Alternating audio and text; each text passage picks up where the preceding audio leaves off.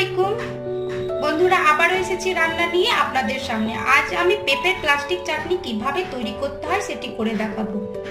তো এই পেঁপের প্লাস্টিক চাটনি করতে খুব সহজ, খুব অল্প সময়ের মধ্যে অল্প উপকরণেই হয়ে যায় এবং খেতেও খুব ভালো।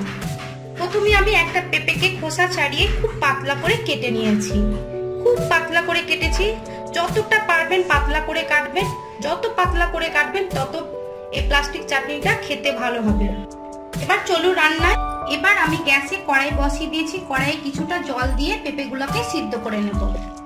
ঢাকনা দিয়ে জলটাকে গরম করে নেব। জলটা গরম হয়ে গেছে, ঢাকনাটা উঠিয়ে নেব। এবার কেটে রাখা পেঁপেগুলো দিয়ে দেব। এবার স্বাদ মতো লবণ দিয়ে দেব।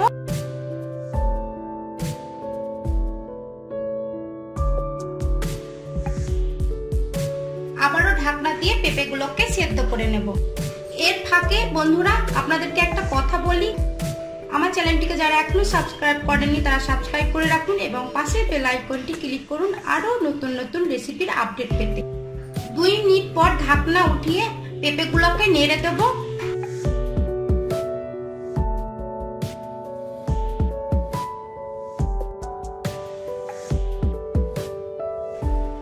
আবারও ঢাকনা দিয়ে দিচ্ছি।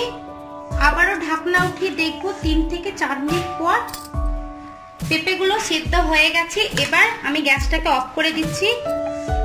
মিনিমাম 5 থেকে 6 মিনিট লাগলো পেঁপেগুলো সেদ্ধ হতে। এবার পেঁপেগুলোকে আমি ছেঁকে নেব। সেদ্ধ করা পেঁপেগুলোকে আমি ছেঁকে নিলাম, বাকি জলটা ফেলে দিলাম। আবার আমি কড়াই বসিয়ে দিয়েছি গ্যাসে। আবার কিছুটা জল দিয়ে দিচ্ছি। এই জলে দিয়ে দেবো চিনি। চিনি দিয়ে একটু সেরা করে নেব। চিনিটা গলে গেছে, আপনারা দেখতেই পাচ্ছেন। এবার দিয়ে দেবো সেদ্ধ করা পেঁপেগুলো। একটু মিক্স করে নিচ্ছি।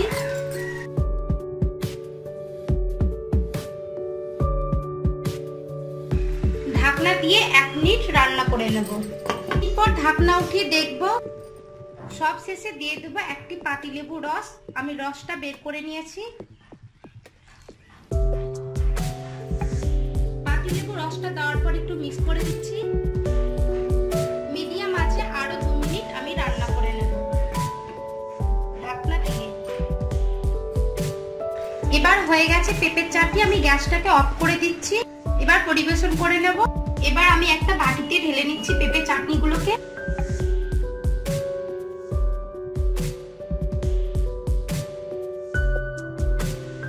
তৈরি হয়ে গেল অল্প সময়ের মধ্যে টেস্টি প্লাস্টিক পেঁপের চাটনি।